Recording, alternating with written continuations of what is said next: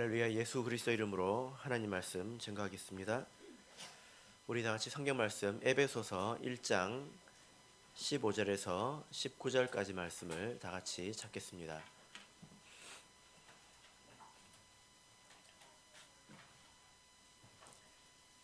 에베소서 1장 15절에서 19절까지 말씀을 찾아서 같이 한 목소리로 읽겠습니다.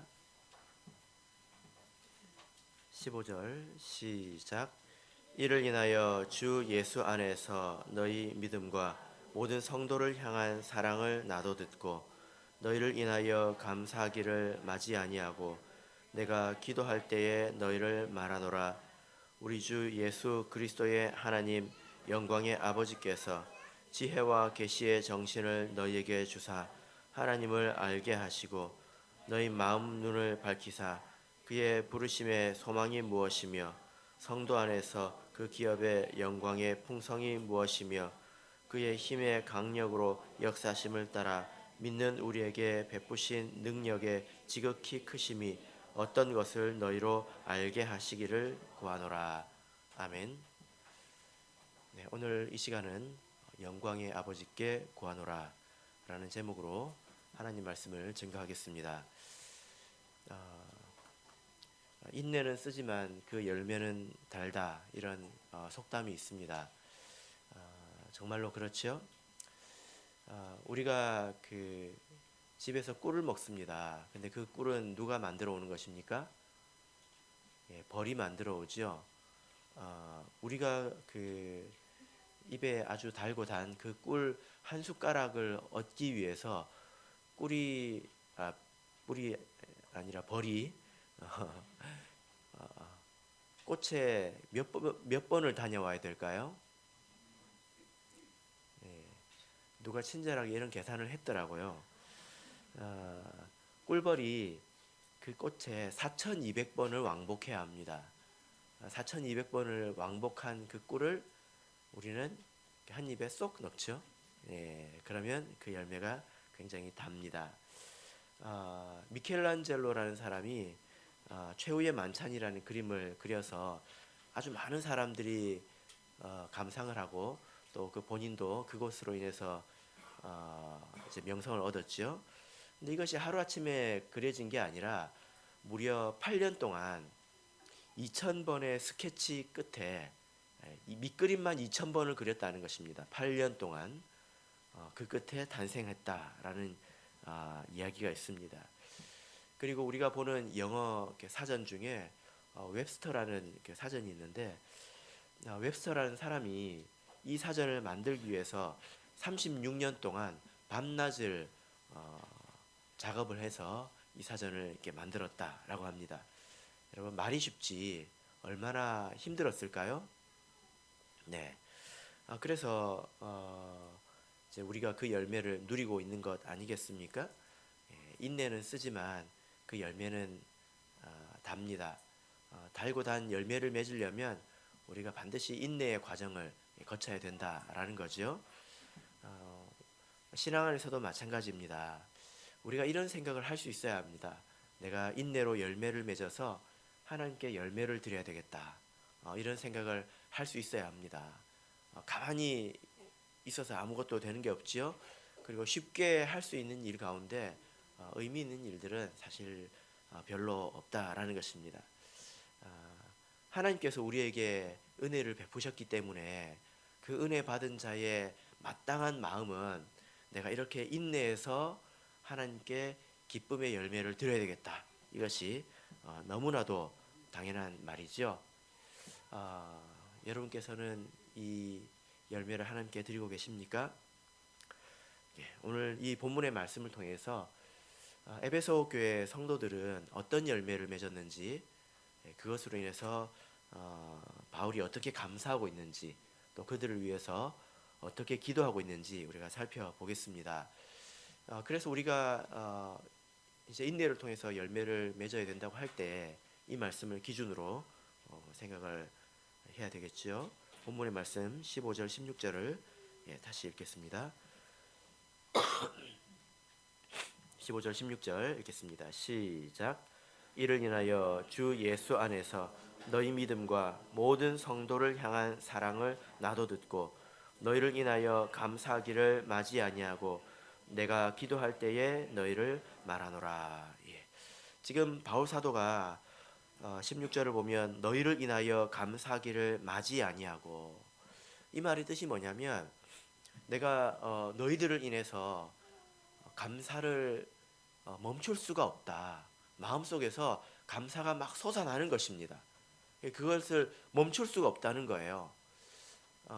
이것은 성령의 감동을 받은 바울 사도의 마음이죠. 이를 통해서 보면 하나님께서 이 에베소 교회 성도들의 모습을 보고 기쁨을 금할 수 없다는 것과 같은 것입니다. 자, 어떤 모습이 그렇게 하나님을 기쁘시게 하고 성도로 하여금 감사하게 했을까요? 15절을 보면 두 가지가 나옵니다. 무엇입니까?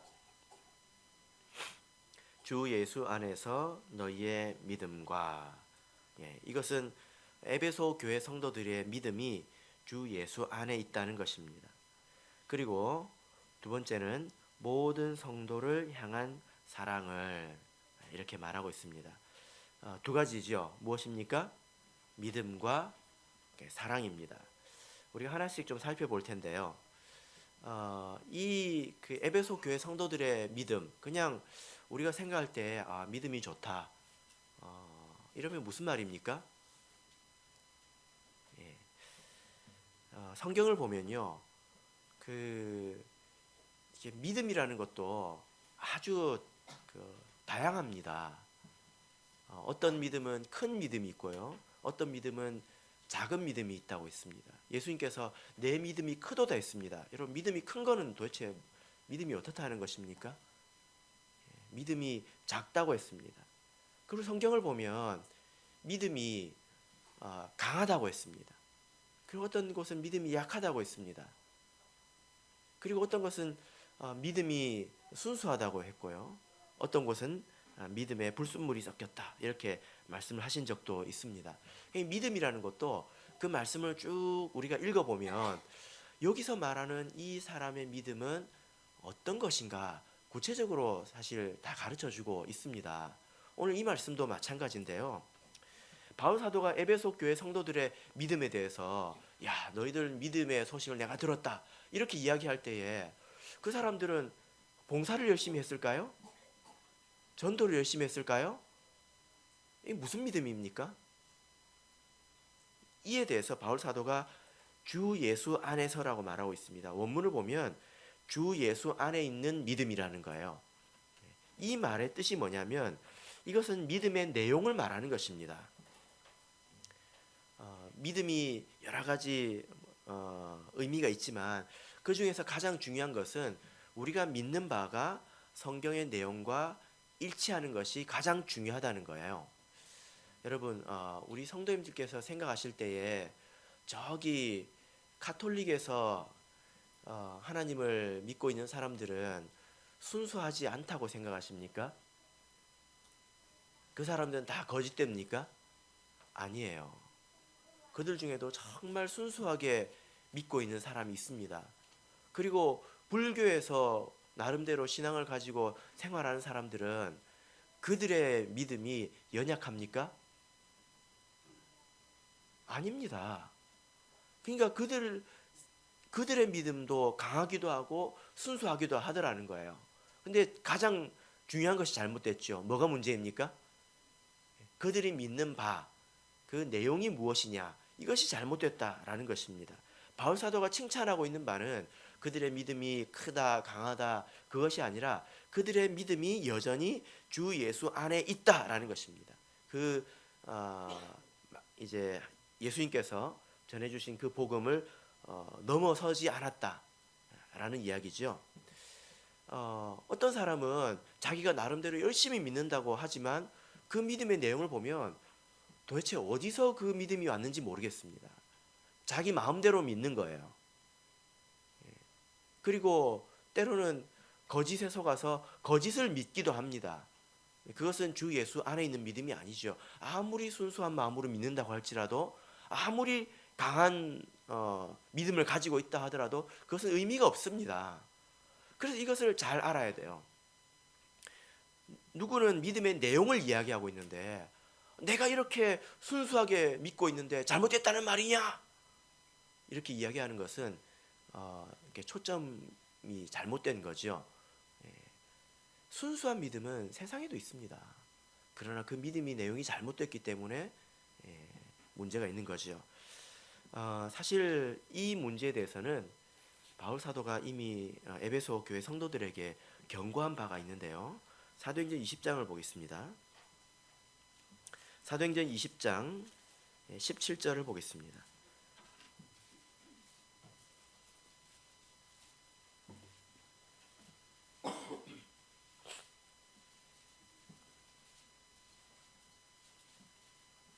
사도행전 20장 17절 같이 읽겠습니다. 시작. 바울이 밀레도에서 사람을 에베소로 보내어 교회 장로들을 청하니. 바울이 이제 예루살렘으로 가는 길에 밀레도라는 그 항구에서 한 50km 정도 떨어져 있는 에베소 교회 성도들의 그 장로들을 불렀습니다. 이제 다시는 아마도 에베소 교회 성도들을 만날 수 없기 때문에 그들에게 이제 유언과도 같은 작별 인사를 하기 위해서 이렇게 부른 거죠. 그러면서 이제 18절부터 35절까지는 다 그때 작별 인사의 내용입니다. 그 중에 한 대목을 우리가 보겠습니다. 29절 30절을 보겠습니다. 29절 30절 같이 읽겠습니다. 시작. 내가 떠난 후에 흉악한 이리가 너희에게 들어와서 그 양떼를 아끼지 아니하며 또한 너희 중에서도 제자들을 끌어 자기를 쫓게 하려고 어그러진 말을 하는 사람들이 일어날 줄을 내가 아노니. 바울 사도가 내가 이런 일이 있으리라는 것을 알고 있다라고 이야기하고 있죠. 어떤 일이 있을 거라는 겁니까? 내가 떠나고 나면 흉악한 이리가 밖에서 들어올 것이다. 이리는 늑대를 말하죠. 늑대가 출몰한다는 뜻입니까? 그것이 아니죠. 이것은 외부에서 거짓된 사람이 올 거라는 것입니다. 30절을 보면 심지어 너희 중에서도, 지금 너희라고 할 때 이 너희는 누구입니까? 에베소 교회 장로들이죠. 바울 사도가 3년 동안 눈물로 밤낮을 양육했던, 바울 사도와 같이 3년을 신학을 했다는 것입니다. 그렇게 양육을 했던 그 교회 지도자들 가운데서도 어떤 사람들이 생긴다는 것입니까? 자기를 쫓게 하려고 무엇을 한다고요? 어그러진 말을 한다고요. 어그러진 말이 무엇입니까? 이것은 진리인데 비틀어졌다는 것입니다.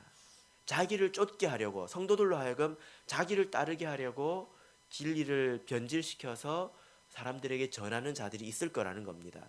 그래서 바울 사도가 너희가 조심해야 된다라고 한 그 이야기는 뭐냐면, 외부에서도 세속적인 사상을 가지고 들어와서 성도를 미혹하는 자들이 있을 것이고, 내부에서도 복음이 변질되어서 자기를 쫓게 하려고 어그러진 말을 하는 사람들이 너희 중에 있을 것이다. 그러니 나는 간다.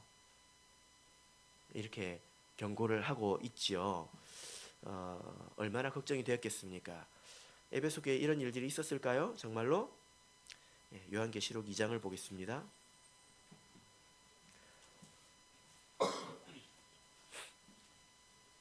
요한계시록 2장 1절 2절을 보겠습니다.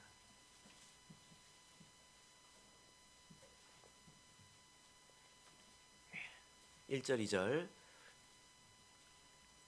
같이 읽겠습니다. 시작.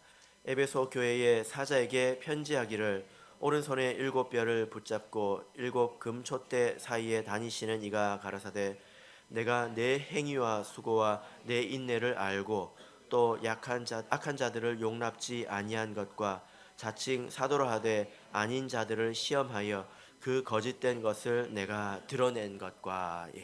지금 이 말씀을 보면 한참 시간이 지난 후에 에베소 교회가 이런 교회가 되었다는 것입니다. 그래서 그것에 대해서 칭찬을 하고 있는데 그 중에 하나가 자칭 사도라 하되 아닌 자들을 시험에서 드러내었다는 것입니다. 여러분, 지금은 이제 총회에서 공문이 오지요. 그래서 어떤 목자님이 올 것이다, 갈 것이다, 또 영혼의 때는 누가 올 것이다, 갈 것이다, 이런 공문이 오지 않습니까? 근데 성경 시대는 그런 공문이 없어요. 그래서 위조 뭐 이렇게 임명장을 가지고 교회 들어오면 확인할 방법이 없습니다. 스마트폰으로 확인을 해볼까요?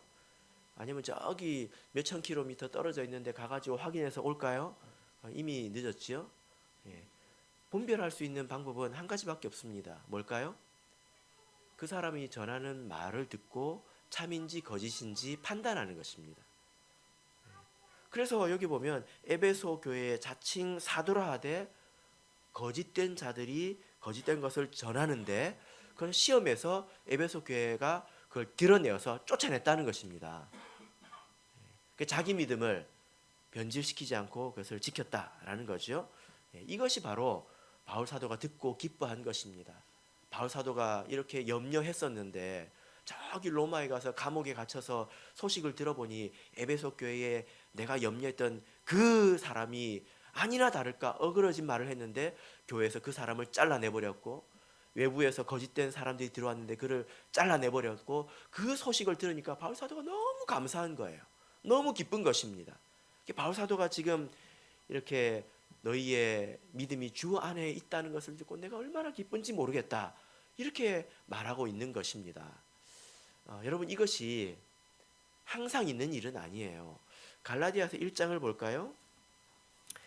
갈라디아서 1장을 보겠습니다. 갈라디아서 1장 6절 7절을 보겠습니다.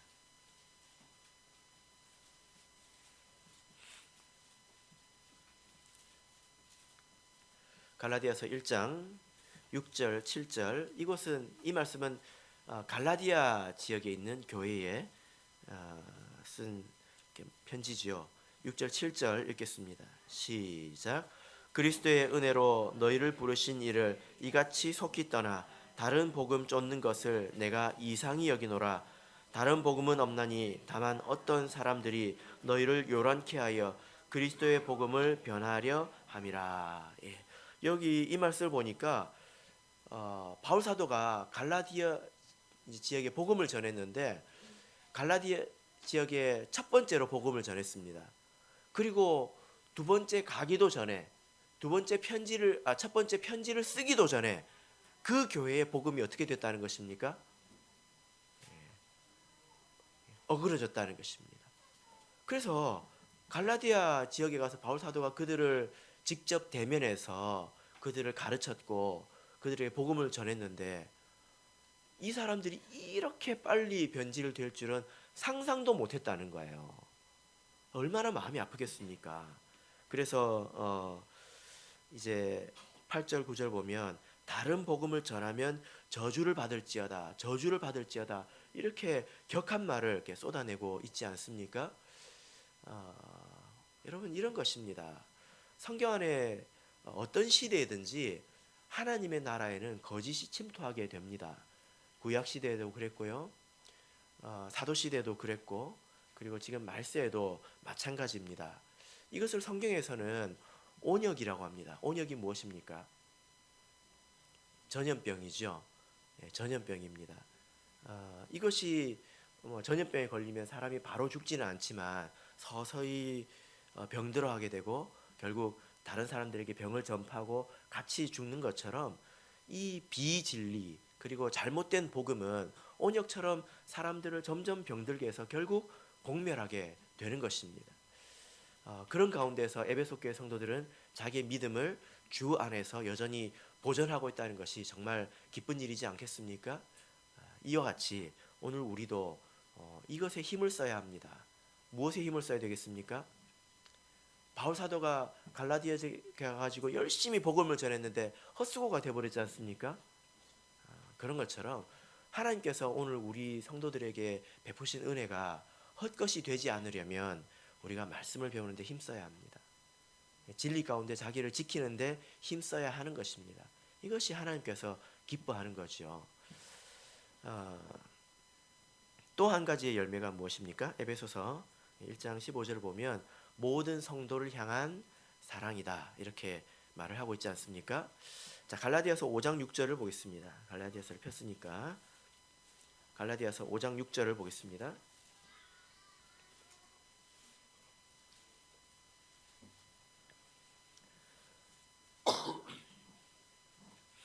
갈라디아서 5장 6절 같이 읽겠습니다. 시작. 그리스도 예수 안에서는 할례나 무할례가 효력이 없되 사랑으로서 역사하는 믿음뿐이니라. 예. 여러분, 믿음이라는 것은 눈에 보이는 것입니까? 안 보이는 것입니까? 안 보이죠. 그 사람 속에 있는 믿음이 어떠한지 우리가 어떻게 알겠습니까? 그래서 열 길 물속은 알아도 한 길 사람 속은 모른다 이런 말을 하지 않습니까? 그러나 또 보인다고 말할 수 있습니다. 왜냐하면 오늘 갈라디아서 5장 6절의 이 말씀처럼 사랑으로 역사하는 믿음이기 때문입니다. 믿음이라는 것은 절대로 속에만 있을 수 없어요. 마음속에 머물러 있을 수가 없는 것이 믿음입니다. 믿음은 반드시 사랑으로 역사한다는 것입니다.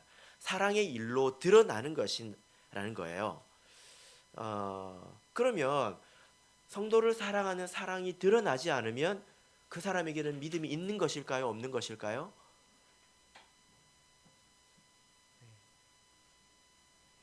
어렵습니까? 사랑으로 역사하는 이 사랑이 일이 없다면 그 속에 믿음이 있는 것일까요? 없는 것일까요?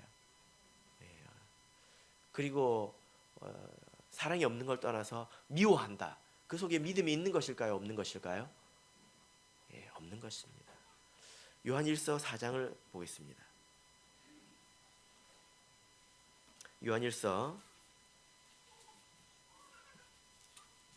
4장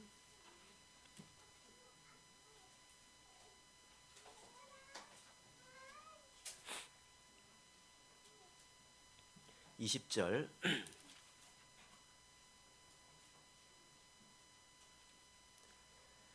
4장 20절 읽겠습니다. 시작.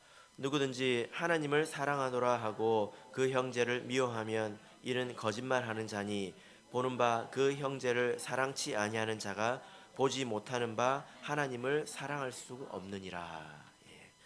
여기 보니까 하나님을 사랑하노라 하고 형제를 미워하면 이것은 거짓말이다 이렇게 말씀을 하고 있습니다.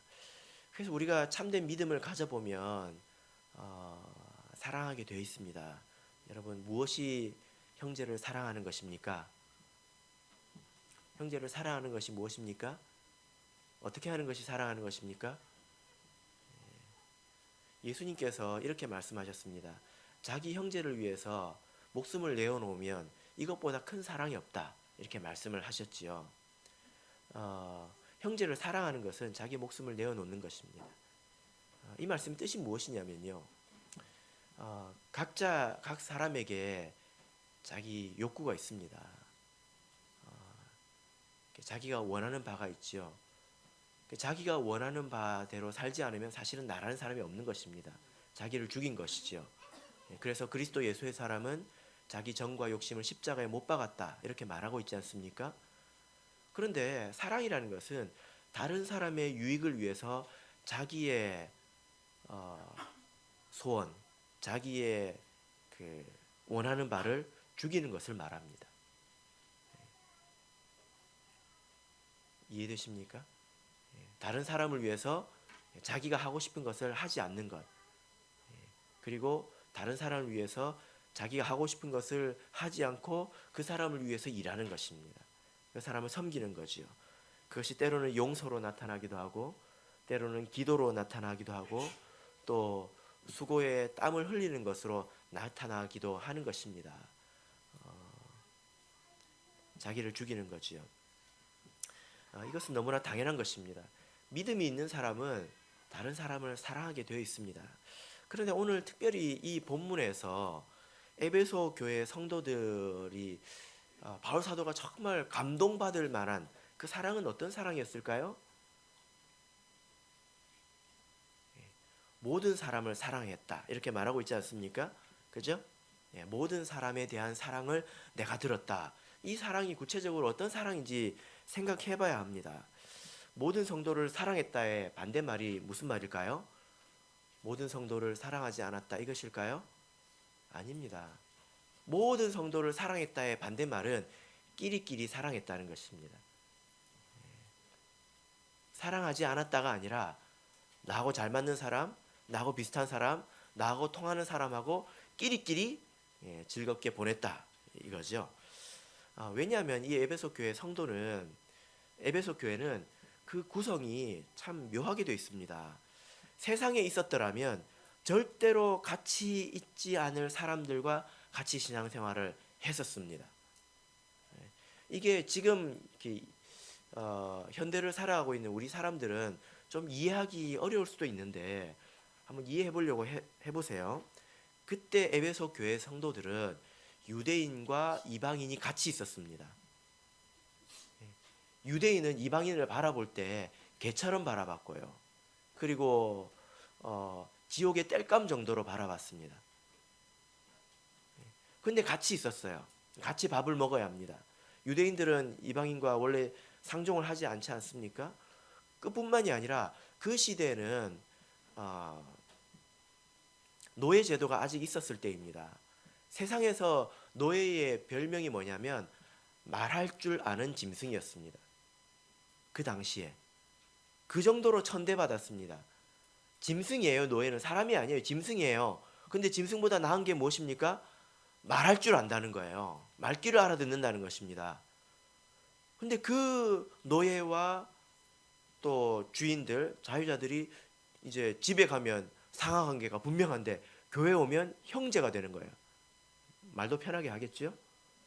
그죠? 근데 노예 가운데 집사님이 있고 장로님이 있어요.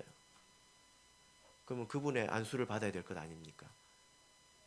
이 느낌이 어떤 느낌일지 한번 생각해 보십시오.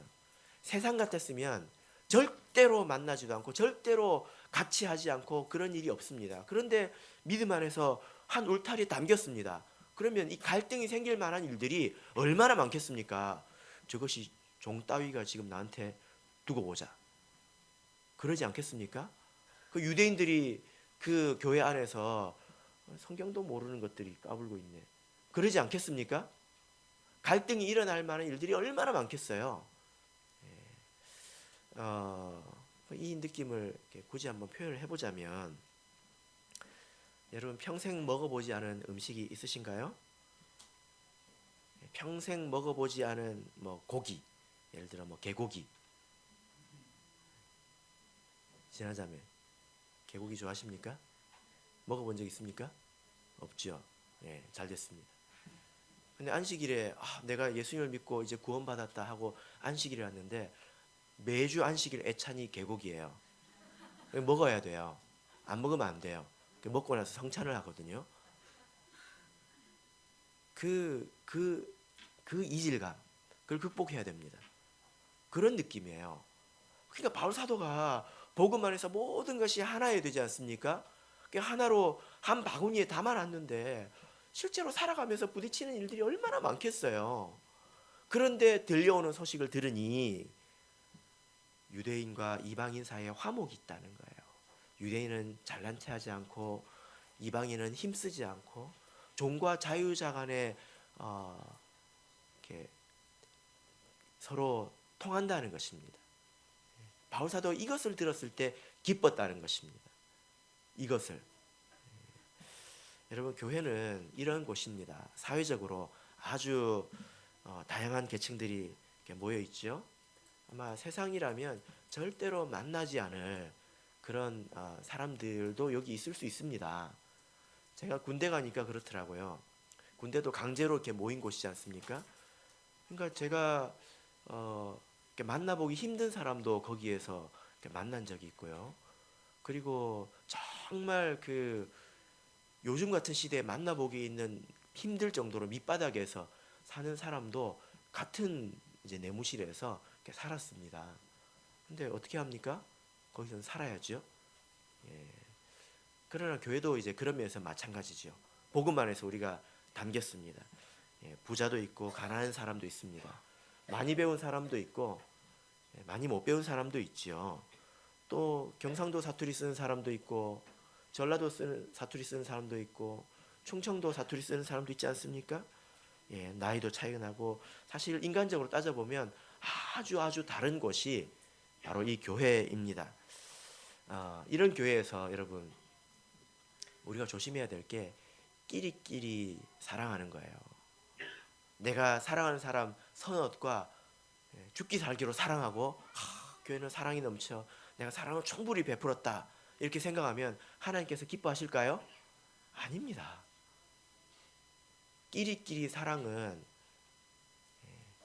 세상에서 하면 됩니다. 이 교회 안에서 사랑은 어떻게 사랑해야 합니까? 모든 사람에 대해서 사랑해야 되겠죠. 여러분 이렇게 들어보니까 바울 사도가 에베소 교회에 대해서 굉장히 염려했던 그 일들에 대해서 소식을 들었을 때에 마음이 굉장히 기쁘지 않았을까요? 그죠? 오늘 이런 기쁨을 하나님께 드릴 수 있는 우리 교회가 되기를 진심으로 바랍니다. 에베소서 1장 16절 17절 같이 읽겠습니다.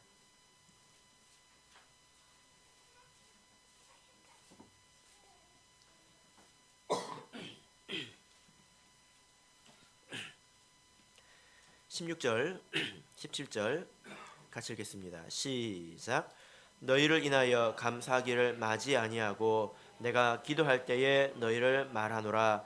우리 주 예수 그리스도의 하나님 영광의 아버지께서 지혜와 계시의 정신을 너희에게 주사 하나님을 알게 하시고. 바울 사도가 지금 감옥에 있습니다. 근데 그 감옥에서 에베소 교회 소식을 듣고 너무 막 기뻤다는 거예요. 감사가 막 절로 나왔습니다. 그리고 나서 그들을 위해서 기도하는데 뭐라고 기도했을까요? 영광의 아버지 우리 주 예수 그리스도의 하나님 저들에게 지혜와 계시의 정신을 주셔서 그들로 하나님을 알게 하여 주시옵소서 이렇게 기도했다는 것입니다. 무엇을 위해서 기도했습니까? 하나님을 더 알게 해달라고 기도했죠. 지금까지 잘했습니다. 그러나 하나님을 더 알아야 된다는 것입니다. 에베소 교회 성도들이 하나님을 모를 리가 없겠죠. 그죠? 이렇게 잘하고 있지 않습니까? 그러나 이 알매는 하나님을 아는 것에는 깊이가 있다는 거예요. 하나님을 알긴 알지요. 근데 뭘 압니까? 제가 가끔 그 아이들한테 이런 걸 물어봅니다. 아버지는 뭐 하시냐 이렇게 물어봅니다. 왜 한국 사람들은 이런 게 궁금한지 모르겠어요. 아버지는 뭐 하시냐 물어봅니다. 그러면 아버지는 뭐 하신다 이렇게 정확하게 대답하는 아들이 별로 없어요. 저희 아빠요? 회사 다니는 것 같던데? 그래요. 회사 다니는 것 같던데 회사도 다니는 것도 아니에요. 회사 다니는 것 같던데 그럽니다. 어떤 회사 몰라요. 어떤 애들은 회사 이름을 압니다. 그럼 거기서 뭐 하시냐 이렇게 물어보면 몰라요. 모르는 아이들이 대부분입니다. 뭐 특별한 그 직업을 이렇게 가지고 있는 사람들이 아니면 우리도 마찬가지죠. 하나님은 어떤 분이십니까? 호세아 6장 3절을 보겠습니다. 호세아 6장 3절 구약성경 1261쪽입니다.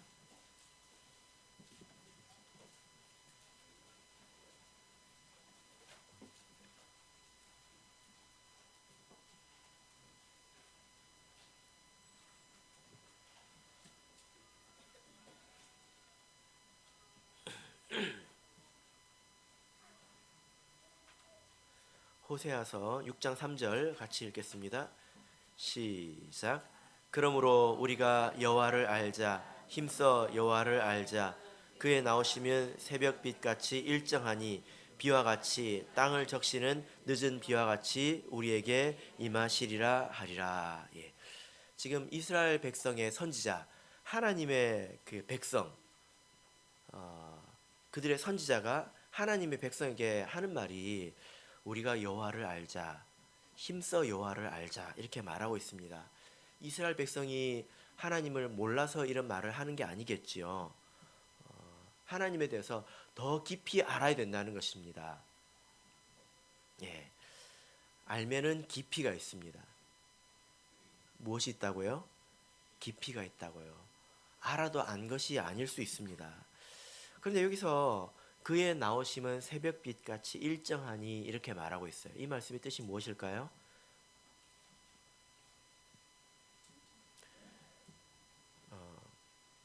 하나님을 아는 것이 쉬울까요? 어려울까요? 쉽습니다. 왜냐하면 여러분 내일 아침에 새벽에 해가 뜰까요? 안 뜰까요? 어떻게 아세요? 예, 대단하시네요. 예, 돗자리 깔아야 되겠어요. 이것은 그 법칙이지 않습니까? 하나님은 정말 알기 힘든 그 변덕스러운 분이 아니라는 거예요. 예, 제가 어떤 그림을 봤는데 책이 두께가 이렇게 됩니다. 책 두께가 뭐 크기는 이 정도 되는데 두께가 이렇게 두꺼워요. 어떻게 넘겨서 보겠습니까? 와, 세상에 저런 책도 있네 하고 그 책 표지를 딱 봤더니 표지에 뭐라고 적혀져 있냐면요. 여자를 이해하는 법. 예, 우리 형제님들은 공감하십니까? 예, 이건 웃자고 하는 이야기고요. 진심이 아닙니다. 예, 하나님은 변덕스러운 분이 아니라 새벽에 빛이 나는 것처럼 하나님이 일정한 분이라는 거예요. 과거에 행하셨던 대로 오늘도 행하시는 분이라는 겁니다. 그래서 성경을 보면 이런 사람에게 이렇게 행했다면 오늘도 이런 사람에게는 이렇게 행한다는 것입니다. 일정하다는 거예요.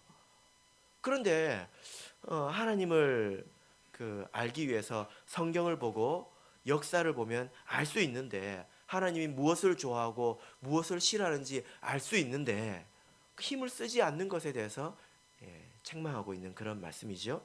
그죠? 우리나라에 여름이 되면 장마가 집니다. 뭐 이거 다 알지 않습니까?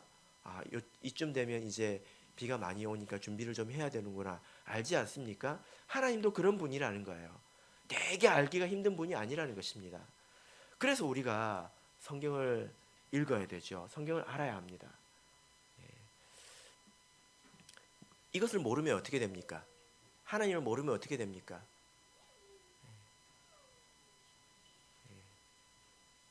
하루 강아지가 호랑이 무서운 줄 모르고 함부로 행하듯이 하나님 앞에서 이게 얼마나 잘못된 일인지 모르고 함부로 행동하게 되는 일이 생기겠죠. 그죠? 그래서 바울 사도는 이스라엘의 멸망에 대해서 이렇게 말하고 있습니다. 내가 증거하노니 저희가 하나님께 열심히 있으나 지식을 쫓은 것이 아니라 내가 증거한다. 내가 그 증인이다. 내가 그 속에서 열심히 믿었는데 내가 돌이켜보니까 정말 열심히 했지만 지식을 쫓지는 않았더라. 이렇게 말하고 있지 않습니까? 하나님에 대해서 지식이 없으면 망하게 됩니다. 하나님이 알기 어려운 분이냐? 안 그래요.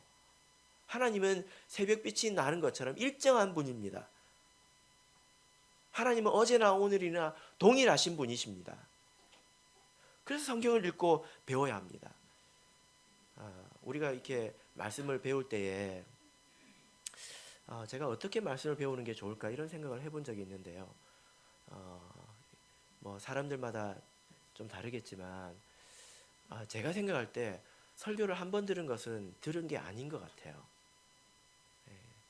한 번 들은 것은 들은 게 아닙니다. 왜냐하면 제가 증인이에요. 설교를 한 사람도 잊어버립니다.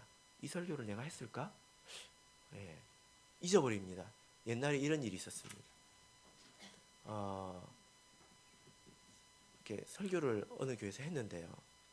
그 설교를 그 교회에서 사실 했었어요.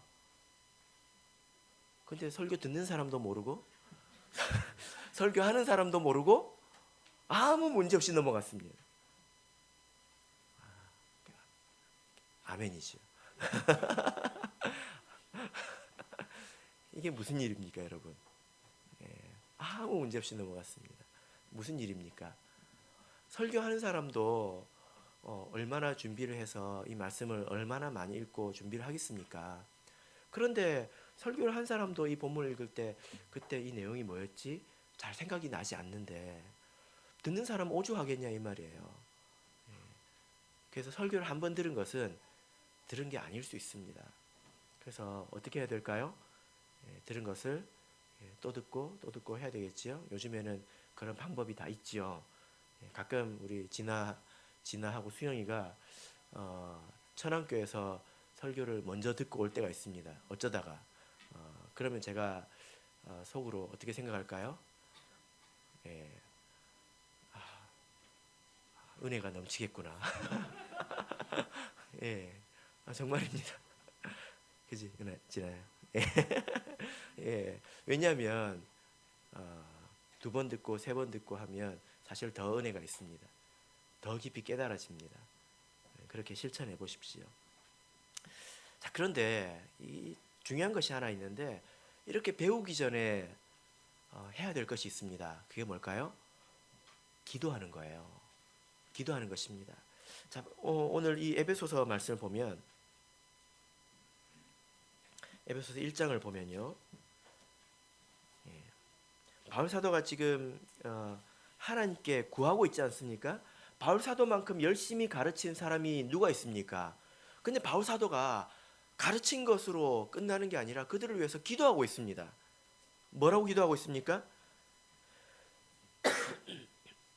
17절을 보시면 주 예수 그리스도의 하나님 영광의 아버지께서 지혜와 계시의 정신을 너에게 주사, 이렇게 기도하고 있지 않습니까? 하나님 지혜와 계시의 정신을 저들에게 주십시오. 그래서 듣는 말씀을 깨닫게 해주십시오. 이렇게 구하고 있지 않습니까? 여러분, 여기서 지혜와 계시의 정신이라고 할 때 이 정신은 원문 성경을 보면 영이에요. 영. 성령입니다. 그래서 이것은 성령을 통해서 지혜를 얻게 해주시고 계시를 받게 해달라는 것입니다. 그러니까 여러분, 하나님의 말씀을 깨닫고 진리를 아는 것은요, 세상에 있는 것과는 좀 달라요. 이것은 성령께서 마음속에 지혜를 주셔야 되고 마음에 빛을 주셔야 합니다. 그리고 때로는 계시를 해주셔야 합니다. 여러분들께서 진리를 깨달으셨다면 여러분들의 머리로 깨달은 게 아닙니다. IQ가 높아서 깨달은 게 아니에요. 그러면 세상에 IQ 높은 사람들은 더 잘 깨달아야 되지 않겠습니까? 그런 게 아니에요. 성령께서 마음을 밝혀주셨기 때문에 깨달은 것입니다. 이것을 아셔야 합니다. 하나님을 아는 지식은 IQ와 별로 상관이 없어요. 제가 이렇게 한번 설명을 해보겠습니다.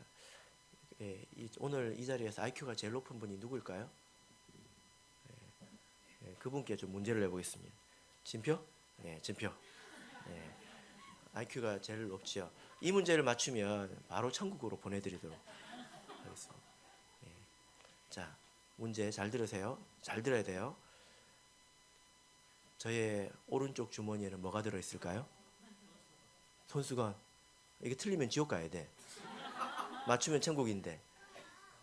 네? 말 안 할래요? 네, 말 안 하면 틀린 거예요. 예, 뭐가 있을까요? 여러분, 이 문제가 IQ하고 상관이 있습니까? 예, 지우개 있습니다. 제가 지우개 하나 이렇게 넣어왔습니다. 큰일 났네, 진표. 네. 제가 뭐 장난처럼 하는 것 같지만 사실 장난이 아니에요. 여민아, 뭐야? 지우개지? 목사님이 여기 왼쪽 주머니에 넣는다. 자, 문제를 낼게. 맞추면 천국 보내줄게. 목자님 왼쪽 주머니에는 뭐가 있을까요? 에? 지우개? 오! 맞췄어. 장난 같죠? 예, 사실 아닙니다. 이런 것을 계시라고 합니다. 계시를 아는 것은요, 하나님의 말씀을 아는 것은 지금은 우리 눈에 보이는 이야기로 했지만 계시라는 것은 원래 그 말 자체가 뚜껑을 열다라는 뜻이에요. 뚜껑을 닫아 놓으면 IQ가 좋고 나쁘고 하고 무슨 상관입니까? 어떻게 그걸 압니까? 아무도 모르죠. 그래서 뚜껑을 열어서 살짝 보여주는 거예요. 그러면 IQ가 아무리 낮은 사람이라도 알게 돼 있습니다. 이런 것처럼 하나님을 아는 지식은 성령을 통해서 이렇게 지혜와 계시를 얻어야 알 수 있는 거라는 것입니다. 고린도전서 2장을 보겠습니다. 고린도전서 2장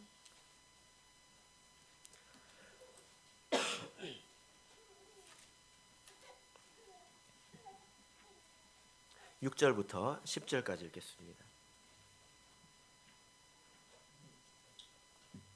고린도전서 2장 6절부터 10절 같이 읽겠습니다. 시작.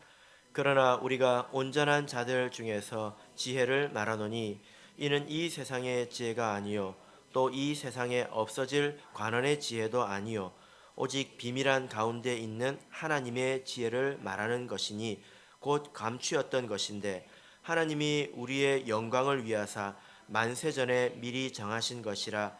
이 지혜는 이 세대의 관원이 하나도 알지 못하였나니 만일 알았다면 영광의 주를 십자가에 못 박지 아니하였으리라. 기록된 바 하나님이 자기를 사랑하는 자들을 위하여 예비하신 모든 것은 눈으로 보지 못하고 귀로도 듣지 못하고 사람의 마음으로도 생각지 못하였다 함과 같으니라. 오직 하나님이 성령으로 이것을 우리에게 보이셨으니 성령은 모든 것 곧 하나님의 깊은 것이라도 통달하시느니라. 아멘. 여러분 여기 보니까 하나님에게 있는 이 지혜는 세상의 관원도 알지 못했다. 만약에 그들이 알았다면 예수님을 십자가에 못 박지 않았을 것이다. 이렇게 말하고 있습니다. 여기서 말하는 이 관원은 세상의 엘리트들을 말합니다. 근데 그 엘리트들도 알지 못했다라고 이야기하고 있잖아요. 그죠? 예. 근데 우리는 어떻게 알았습니까? 10절을 보십시오. 오직 하나님이 성령으로 이것을 우리에게 보이셨다라고 말하고 있습니다. 이것이 진리입니다. 그래서 우리가 하나님 말씀을 듣고 또 배우고 하는 것 중요하지만 그 이전에 항상 하나님께 우리가 스스로 이런 기도를 할 수 있어야 돼요. 뭐라고 기도해야 됩니까? 하나님, 지혜와 계시의 정신을 주셔서 내가 하나님을 더 깊이 알게 해주십시오. 다윗도 그렇게 기도했습니다. 주여 내 눈을 열어서 주의 법에 기이한 것을 보게 해주십시오. 이렇게 말했습니다. 국어 잘하고 영어 잘한다고 해서 성경을 다 읽고 이해하는 것 아니라는 것입니다. 이것이야말로 우리가 정말로 기도해야 될 그런 내용이겠죠. 그래서 우리가 배우기를 힘써야 합니다. 배울 때는 어떻게 배워야 된다고요? 반복해서 해야 합니다. 한 번 들은 것은 들은 게 아닐 수 있다는 것입니다. 그래서 제가 이런 생각을 합니다. 설교를 일주일에 딱 한 번만 했으면 좋겠다. 그리고 나머지 시간은 어떻게 할까요? 또 하는 거예요. 똑같은 걸로. 그러면 이제 나중에는 이제 외워지겠죠. 그러면 그 다음으로 넘어갑니다. 그러면 얼마나 좋겠습니까? 그리고 기도해야 합니다. 오늘 이 말씀을 통해서 우리 성도님들께서 더욱더 하나님을 아셔서 믿음을 주 안에서 지키시고 또 모든 성도를 사랑하는 풍성한 열매를 맺어서 하나님께 기쁨이 되시기를 예수 그리스도 이름으로 축복합니다.